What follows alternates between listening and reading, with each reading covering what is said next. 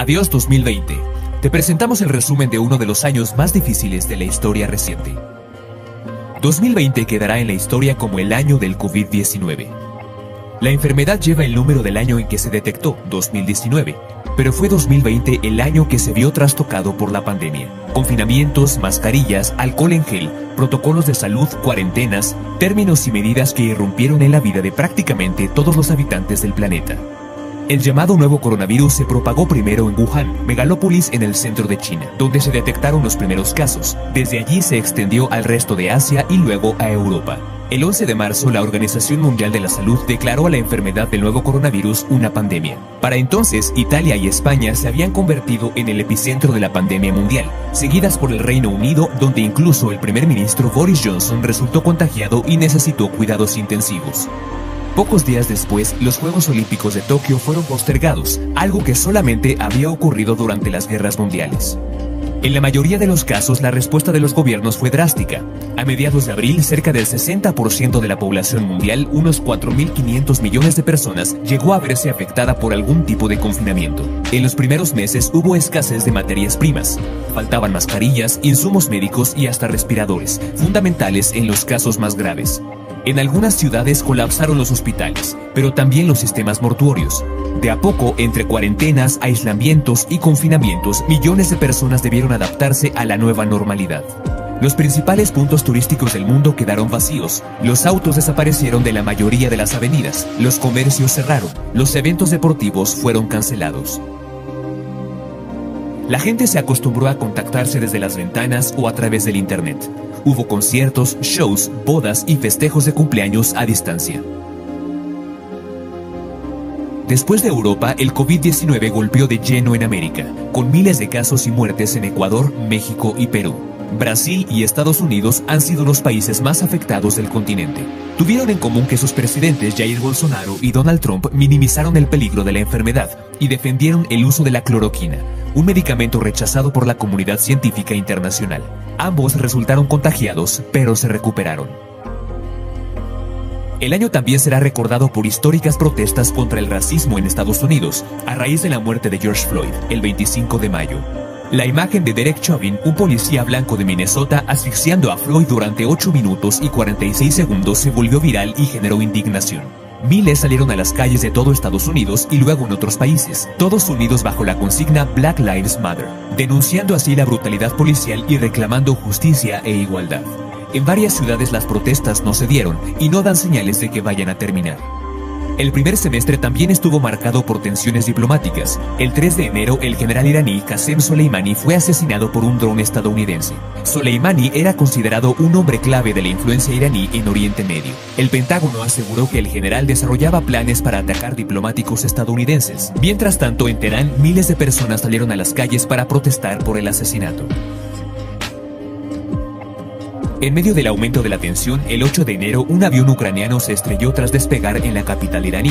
Pocos días después, la República Islámica admitió que sus fuerzas lo habían derribado por accidente, provocando la muerte de 176 personas. Enero también pasará a la historia como el mes en que se concretó el Brexit. A las 23 horas del 31 de enero, con fiesta para algunos y decepción para otros, el Reino Unido finalmente dejó a la Unión Europea. Apenas la pandemia de COVID-19 empezó a extenderse por el mundo, comenzó una carrera millonaria contrarreloj para encontrar una vacuna. Empresas y laboratorios de varios países se embarcaron en la búsqueda de una fórmula que permitiera inmunizar a la población. En agosto empezaron a llegar las primeras noticias. El presidente de Rusia, Vladimir Putin, anunciaba que su país era el primero en desarrollar una vacuna contra el virus. La bautizaron Sputnik V, en homenaje al primer satélite lanzado al espacio por la Unión Soviética. Pero fue recibida con desconfianza por la comunidad internacional, por la velocidad del anuncio antes incluso de que comenzaran los ensayos clínicos a gran escala. A partir de noviembre, varias vacunas en desarrollo empezaron a mostrar resultados. Moscú anunció que la suya tenía ya un 95% de eficacia. La estadounidense Moderna celebró una eficiencia del 94.5% y la desarrollada por Pfizer y el alemán BioNTech un 95%. Las pruebas de la vacuna de la Universidad de Oxford y AstraZeneca mostraron una eficacia del 70%. El 5 de diciembre, Rusia empezó a vacunar a su población, comenzando por los trabajadores sociales, personal médico y maestros. Y 3 días después, el Reino Unido comenzó a inmunizar a ancianos, cuidadores y el personal sanitario. Mientras tanto, México anunció un plan general de 5 etapas para vacunar a toda su población en aproximadamente un año, iniciando los últimos días de diciembre con el personal de la salud en primera línea y posteriormente dando prioridad a las personas de la tercera edad. Pese a los avances en las investigaciones sobre la enfermedad, una segunda ola de COVID-19 sigue golpeando con fuerza en muchas partes del mundo. Países que habían sido poco afectados en el inicio de la pandemia registraron récords de infecciones, y los lugares que habían sufrido duramente la primera ola volvieron a registrar curvas ascendentes de casos. Varios países debieron volver a decretar restricciones. Además, en varias ciudades europeas, miles de personas salieron a las calles para protestar contra las nuevas restricciones, muchas veces terminando en enfrentamientos entre manifestantes y policías. En los últimos días de diciembre, Reino Unido reportó una nueva mutación del SARS-CoV-2. El primer ministro Boris Johnson informó que los datos preliminares sugieren que la variante podría ser hasta un 70% más contagiosa, aunque aclaró que los investigadores aún analizan la información. Hay que recordar que desde el primer contagio humano, este virus ha presentado en promedio 2 mutaciones cada mes, algo propio de los virus que no necesariamente implica mayor mortalidad de la que ya tiene y que confirma la idea de que aún no es momento de bajar la guardia en cuidados sanitarios y de distanciamiento. En geopolítica, a fines de septiembre, un conflicto congelado desde hace décadas se reactivó. El escenario fue Nagorno-Karabaj, un territorio separatista de mayoría armenia, pero que Azerbaiyán reclama como propio, y que había sido ya escenario de un sangriento conflicto a inicios de los años 90. El 4 de agosto, una imagen del puerto de Beirut impactó al mundo. Gran parte de la capital del Líbano fue devastada por la explosión de un almacén que guardaba desde hace décadas toneladas de nitrato de amonio, un material extremadamente inestable. 190 personas murieron, más de 6.000 resultaron heridas y 300.000 quedaron sin hogar. Unas 85.000 construcciones resultaron dañadas. La tragedia provocó la renuncia del primer ministro y profundizó la crisis política en el país, alimentando más el enojo de los libaneses que acusan a la clase política de negligencia y corrupción. 5 años después de los atentados que aterrorizaron a París, Francia volvió a activar las alertas por ataques extremistas. El 16 de octubre, el profesor Samuel Paty, que había mostrado en clase caricaturas del profeta Mahoma, fue decapitado en la calle en un suburbio de la capital francesa por un joven de origen checheno. El caso generó indignación y fue condenado por el presidente Emmanuel Macron, que calificó al profesor como un defensor de la libertad de expresión. La falta de una crítica a la exhibición de las caricaturas generó protestas en gran parte del mundo islámico. Entre ellos se encuentran el presidente de Turquía, Recep Tayyip Erdogan, que llegó a cuestionar la salud mental del mandatario francés. En las semanas siguientes hubo nuevos ataques extremistas en el país, uno de ellos en la Basílica de Notre Dame en Niza, cuando un tunecino mató a 3 personas con un cuchillo, y otro más en Lyon, donde un sacerdote ortodoxo de origen griego fue tiroteado cuando cerraba su iglesia.